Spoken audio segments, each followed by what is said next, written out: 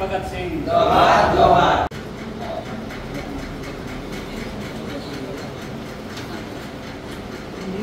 జరిగింది. అతి చిన్న వయసులోనే స్వాతంత్రోద్యమంలో క్రియాశీల పాత్ర పోషించడం కూడా జరిగింది. మరి ఈ క్రమంలో జలియన్ వాలా బాగ్లో బ్రిటిష్ సామ్రాజ్యవాదులు అందరినీ ఒక్కసారిగా ఒక తోటలో సమావేశం జరుగుతున్నటువంటి నేపథ్యంలో వాళ్ళపైన విచక్షణ రహితంగా కాల్పులు జరిపితే చాలామంది ఒక బావిలో పోయి తలదాచుకున్నా కూడా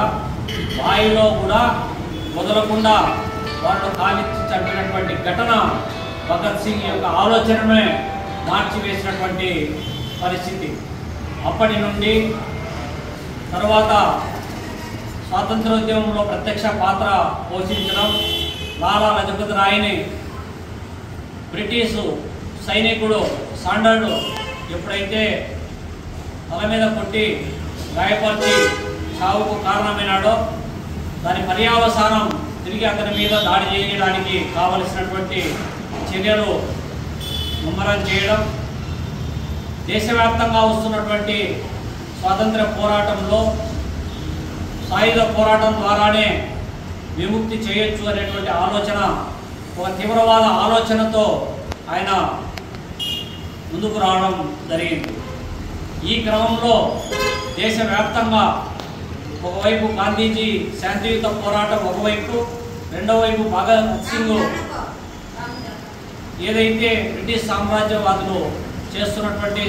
సాయుధ బలగాలతో ఏ విధంగా దాడులు చేస్తూ ఉన్నారో అదే క్రమంలోనే తిరిగి దాడి చేసేటువంటి విధానం ఎంచుకొని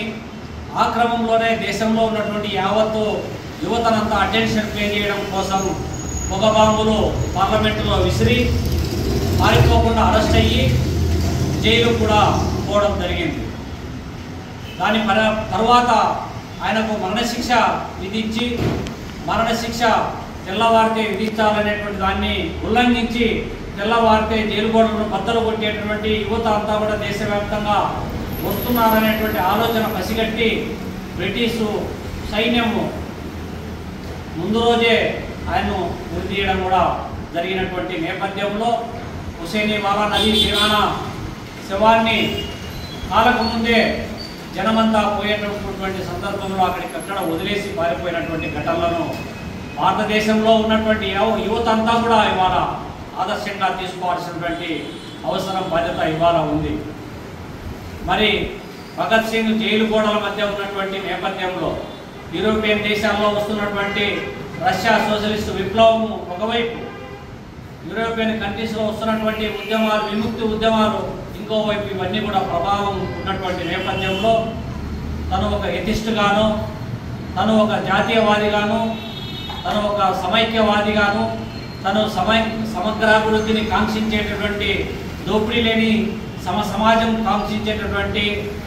వ్యక్తిగాను, పరిపూర్ణమైనటువంటి ఒక కమ్యూనిస్టు ఆలోచనలతో కలిగినటువంటి వ్యక్తిగా మారడానికి అనేక లిటరేచర్, తను రాసినటువంటి వీలునామా పుస్తకం మొదలుకొని, ఉత్తరాలు మొదలుకొని అన్నీ కూడా దర్పణం పడతా ఉన్నాయి. ఈ సందర్భంగా దేశంలో ఉన్నటువంటి పాలక ప్రభుత్వాలు ఎవరైతే ఉన్నారో, గతంలో భగత్ సింగ్ ఏ ఆలోచనతో అయితే పోరాడి దేశ స్వాతంత్ర్యం కోసం కృషి చేశాడో, ఏ దేశం ఈ విధంగా ఉండాలని కాంక్షించాడో అందుకు భిన్నంగా ఇవాళ కులం పేరుతో, మతం పేరుతో, ప్రాంతం పేరుతో, భావం పేరుతో, భాష పేరుతో రకరకాలమైనటువంటి ప్రజల మధ్య వైషమ్యాలను రెచ్చగొట్టేటువంటి దౌర్భాగ్య స్థితి ఇవాళ కొనసాగుతూ ఉంది. దేశానికి స్వాతంత్రం వచ్చి ఇన్ని సంవత్సరాలైనా కూడా ఇప్పటికీ ఆకలి, పేదరికం, దారిద్ర్యం, నిరుద్యోగం, నిరక్షరాస్యత తాండవిస్తున్నటువంటి నేపథ్యంలో పాలక ప్రభుత్వాలు మారినాయి తప్ప ఇప్పటికీ స్వాతంత్ర ఫలాలనేటువంటిది అందరికీ సమానమైనటువంటి అవకాశాలు, హక్కులు రానటువంటి దౌర్భాగ్య స్థితి నెలకొంటున్నటువంటి నేపథ్యంలో పక్కనే ఉన్నటువంటి నేపాల్ లాంటి దేశాలలో జంజెడ్ పేరుతో యువత అంతా కూడా ఇవాళ అక్కడ అవినీతికి ఆనవాళ్లుగా మారినటువంటి పాలక ప్రభుత్వం పైన తిరుగుబాటు చేసి ఇవాళ ఒక నూతనమైనటువంటి ప్రభుత్వ ఏర్పాటుకు ఏ విధంగా అయితే కృషి చేశారో మరి ఈ దేశంలో కూడా పేదరికము, దారిద్ర్యము, నిరుద్యోగంతో తాండవిస్తున్నటువంటి ఈ దేశంలో యువత అంతా కూడా పాలక ప్రభుత్వాలు అనుసరించేటువంటి ప్రజా వ్యతిరేక విధానాలపైన ఆలోచన చేయాల్సినటువంటి అవసరం ఉంది. ఇవాళ యువతను పెడదోరి పట్టించేటటువంటి అశ్లీల సాహిత్యం పైన తిరుగుబాటు చేయాల్సినటువంటి అవసరం ఉంది.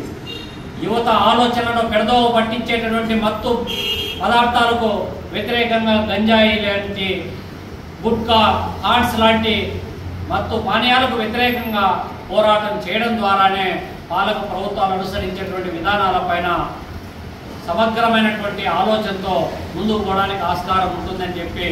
రానున్నటువంటి రోజులలో భగత్ సింగ్ లాంటి ప్రాణ త్యాగంతో సాధించుకున్నటువంటి స్వాతంత్ర ఫలాలు అందరికీ సముపార్జించాలంటే మరి వారి యొక్క ఆశయ స్ఫూర్తి ఏదైతే ఉందో సమాజం కోసం, ఈ దేశంలో అందరికీ అన్ని హక్కులు అవకాశాలు రావడం కోసం యువత ముందుండి పోరాటాలకు సమాయత్తం కావాలని చెప్పి ఈ సందర్భంగా కోరుతా ఉన్నాం.